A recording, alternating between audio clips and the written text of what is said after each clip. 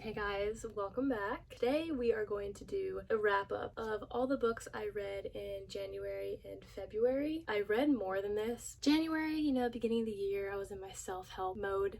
So a few of them were nonfiction books. I feel like that's kind of boring. I feel like people don't really want to know about that. So I'm just going to share my fiction books. So I didn't make a January video separate because there wasn't that many that were fiction. So first we're going to start with the 4 that I finished in January. I don't know why I just picked them all up. I'm going to do one at a time. So first I went to, what is it called? The Ripped Bodice in Brooklyn.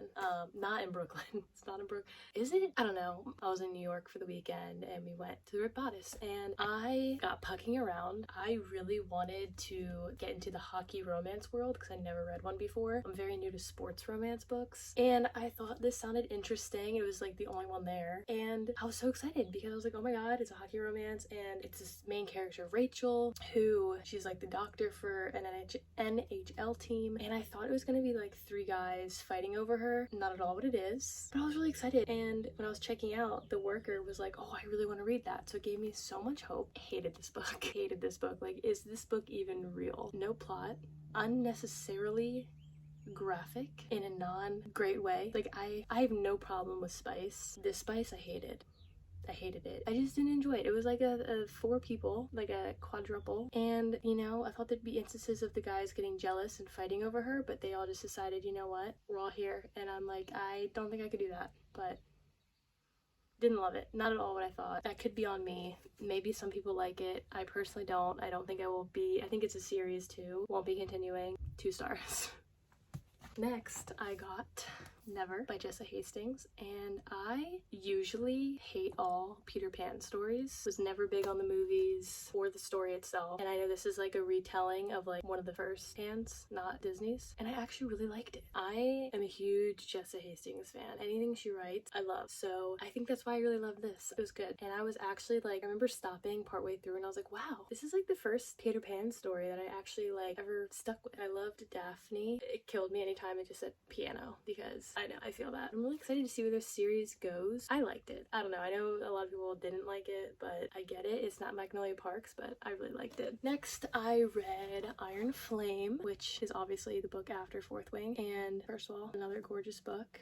I really liked it a lot. However, it just felt a little rushed. Like, I feel like it didn't live up to the hype. I feel like everybody was just so, excited. And it was still really good. It was still very good, but I still love Xaden so much. And the ending was good. The ending, again, another like moment. Loved it. So this, I'd say I like 3.5 to 4 stars. I think I'll give it 4. Next, we have Queen of Shadows, which is from the Throne of Glass series, and this book was just 3 to me. It wasn't anything special, in my opinion. I did like it. It was kind of like a little bit of a slower one for me to get through compared to some of the other books in the series. I really can't recall too much from it right now in this moment, so I know that it was 3 stars. I'm still trying to get through the series. What's that?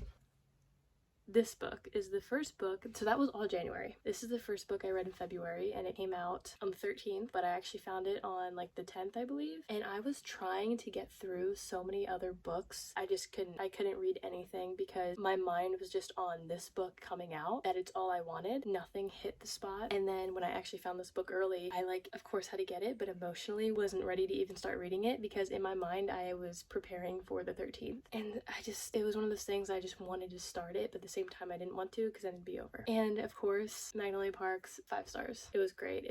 I have a whole video on it, so I'm not gonna get into it. It was beautiful. Again, Jessa Hastings, my girl. Then next we have another book that just came out in February, If Only I Had Told Her, which is part 2, well, book 2 after If Only He Had Been With Me, which follows Autumn's point of view, and that book shattered me. So this was gonna be Finn's point of view, and I'm gonna be honest, I was waiting for like a year for this book, and I was so excited. It really let me down. I don't know if this is like a popular opinion. This book was really hard for me to get through. I thought we were gonna get so much. Like, I thought how the story started in the beginning with Autumn from like their childhood growing up. I thought that's how it was gonna be just from Finn's point of view, and I was like, he's such a sweetheart. It's gonna be amazing what he says. And we got like a little bit from his point of view, and then it switches to the point of view of Jack, who is like his friend who you barely see anything of, and then after Jack it goes back to Autumn, and I was just like, it was nothing new then. I was really disappointed. I wanted more of Finn, and I kind of thought that's what we were getting, and it wasn't. It was literally just Jack, who I didn't really care about, and then it was Autumn. So this was 2 stars.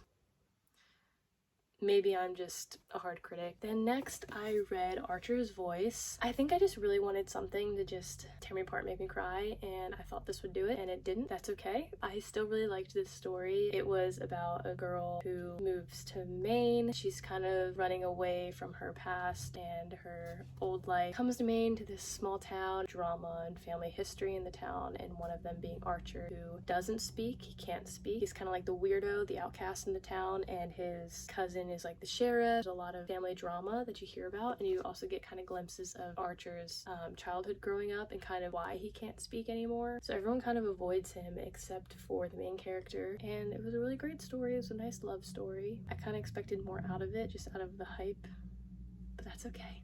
It was still really good, and I enjoyed it. And then I also read why am I saying online? A freaking digital copy, a digital book. It was The Arc, which is the advanced reader's copy for Lights Out by Navessa Allen. I think I'm saying that name right. I hope I am. And that book was good. It is like a dark romance. It has to do with like that TikTok trend of people wearing like the ghost face mask and stuff and like the thirst traps. And I got the arc for that. And it was good. It was entertaining. So I'm kind of on the fence between 2 stars and 3 stars. So maybe like 2.5. I liked the concept. It was fun. It was a fun little book. You know, sometimes you don't need serious stuff. You just need something fun. And that's what that was. So I enjoyed it. Just something quick and fun. And then the last book I read, this one caught me by surprise because I actually really enjoyed it. It wasn't really what I thought it would be, and that's praise. This is another dark romance. This is book number 1 of the Salacious Players Club.